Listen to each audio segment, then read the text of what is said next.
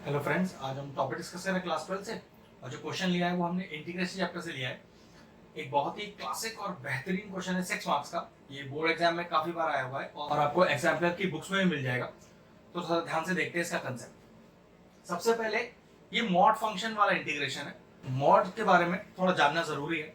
जिनको मॉड की अच्छी नॉलेज है उनको तो बहुत अच्छे से क्लियर हो जाएगा, और जिनको मॉड की नॉलेज नहीं है उनको मैं इस क्वेश्चन के थ्रू उसको भी क्लियर कर दूंगा। ठीक है, तो क्वेश्चन स्टार्ट करते हैं।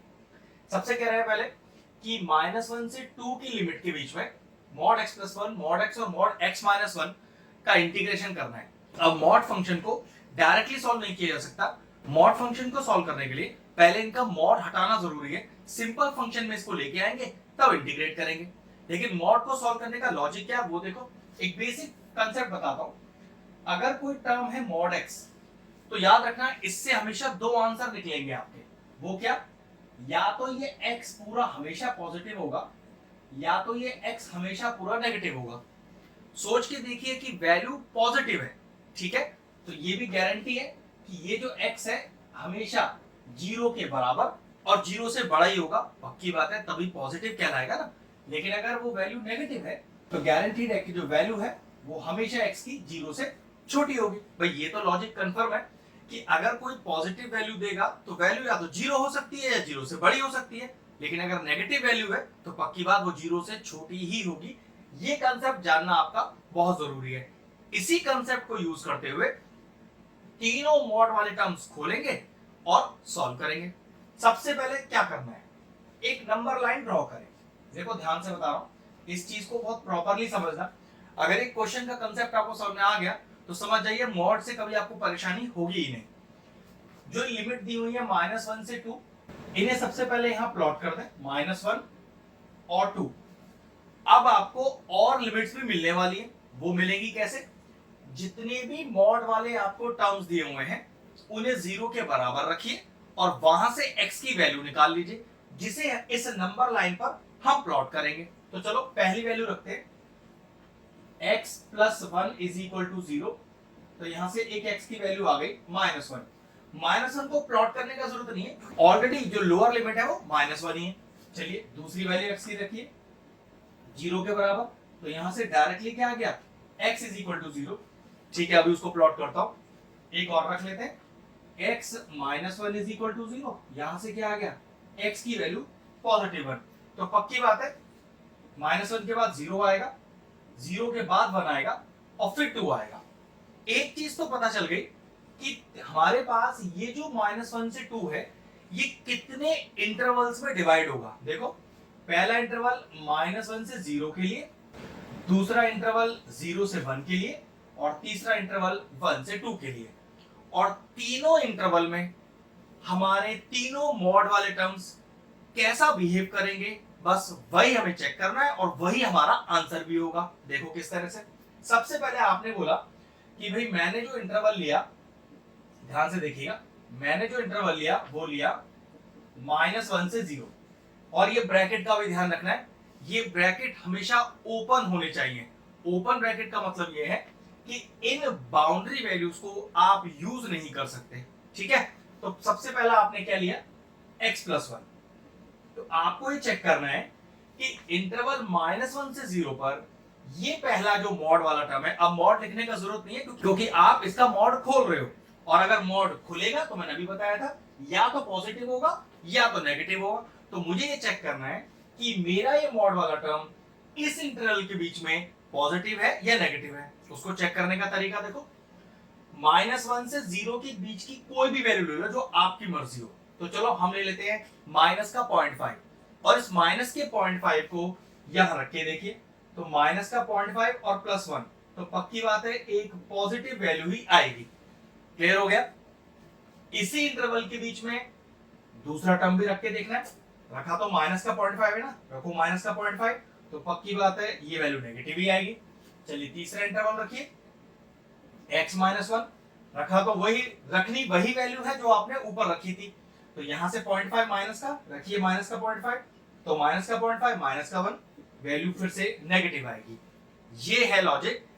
पहले इंटरवल में मैंने चेक किया कि मेरे तीनों वैल्यूज पॉजिटिव, नेगेटिव और नेगेटिव की फॉर्म में आ रही हैं। चलिए अब दूसरा इंटरवल लेते हैं, दूसरा इंटरवल क्या है हमारे पास 0 to 1, लेकिन बात वही है, ध्यान इसी बात पर रखना है अपने को कि हमें हमेशा ओपन ब्रैकेट रखना है और इन इंटरवल्स के बीच की दूरी लेनी है। तो ये आपके टर्म्स तो सेम रहने वाले, तो इस तरह से कॉलम सा बना लेते हैं कि 0 से 1, मतलब 0 से 1 के बीच में आपका टर्म यही है, पॉजिटिव है या नेगेटिव, फिर इसके लिए तो 0 से 1 कोई बीच का टर्म लीजिए, तो 0 से 1 के बीच में 0.5 ले लेते हैं, आसान है, रखिए 0.5, तो 0.5 प्लस 1 इज पॉजिटिव, ये कंफर्म हो गया, ये पॉजिटिव आएगा, रखिए 0.5 तो पॉजिटिव ही है, ये लीजिए पॉजिटिव आएगा, रखिए 0.5 तो 0.5 माइनस 1 आई थिंक नेगेटिव आएगा। क्लियर हो गया?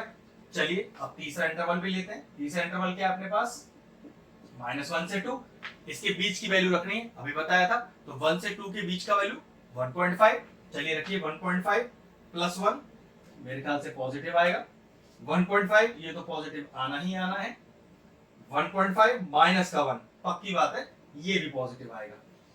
ये टेबल अगर आपको समझ में आ गया तो फिर कभी भी मॉड वाले क्वेश्चन सॉल्व करने में आपको दिक्कत आएगी ही नहीं। हमने क्या किया मैं एक बार फिर से बता देता हूं। ये जो दो आपको लिमिट्स दी हैं, पहले सबसे पहले इन्हें प्लॉट कर लिया, अपने 3 टर्म्स, हो सकता है 2 टर्म ही होते हैं, हो सकता है 4 टर्म्स होते हैं, फर्क नहीं पड़ता, तरीका वही रहेगा। हर इंटरवल के बीच में तीनों टर्म को पॉजिटिव या नेगेटिव होता आपको देखना है। अब आपका ये टेबल पूरा तैयार है कि कौन से इंटरवल के बीच में कौन सा टर्म पॉजिटिव है और कौन सा टर्म नेगेटिव है। अब इसे हम रखेंगे कैसे वो देखो जरा, तो देखिए i इज इक्वल टू, अब पहला इंटरवल क्या लेंगे, पहला लेंगे -1 से 0, -1 से 0, -1 से 0 में तीनों इंटरवल्स को रखना है, लेकिन अब साइन वो लगाना है जो हमने निकाला है, क्योंकि हमने मॉड तो हटा दिया, तो मॉड हटाने पे कौन सा टर्म पॉजिटिव कौन सा टर्म नेगेटिव वो हम बता चुके हैं। तो देखो ये तीनों टर्म की बात चल रही है ना, इनको हमने लिख लिया है, तो पहला पॉजिटिव है तो लो जी इसको पॉजिटिव रख दीजिए, दूसरा नेगेटिव है, लीजिए इसको नेगेटिव रख दीजिए, तीसरा फिर नेगेटिव है तो नेगेटिव लगाकर x-1 और ब्रैकेट बंद और dx प्लस इंटीग्रेशन ऑफ, अगला क्या है 0 से 1, तो 0 से 1, तीनों के साइन तो पहले ही पता है, पॉजिटिव पॉजिटिव नेगेटिव, तो पहला पॉजिटिव ये लीजिए, दूसरा भी पॉजिटिव ये लीजिए, लेकिन तीसरा नेगेटिव, तो नेगेटिव और ब्रैकेट लगा के हमने फिर से इसे लिख लिया और dx प्लस, इसको नीचे लिख लेता हूं प्लस, अब इंटीग्रेशन कहां से है 1 से 2 तक का, अब 1 से 2 के इंटीग्रेशन में तीनों ही पॉजिटिव है, तो चलिए तीनों को पॉजिटिव लिखिए, तो x प्लस 1 प्लस x और x-1 ब्रैकेट बंद और dx, ये लीजिए। हमारा जो मेन काम था कि आपको अपने मॉड फंक्शंस खोल के उन्हें सिंपल फंक्शंस पे लेके आना है पॉजिटिव या नेगेटिव की फॉर्म में, वो हमने कर लिया। अब सिंपल इंटीग्रेशन जैसा आपने सीखा हुआ है बिल्कुल वैसा ही करेंगे, तो i is equal to integration of, जरा देखिए कितना आएगा -1 से 0, तो x प्लस 1 माइनस का x, अब यहाँ क्योंकि ब्रैकेट के बाहर माइनस है तो साइन चेंज कर लीजिए, -x प्लस 1 और dx।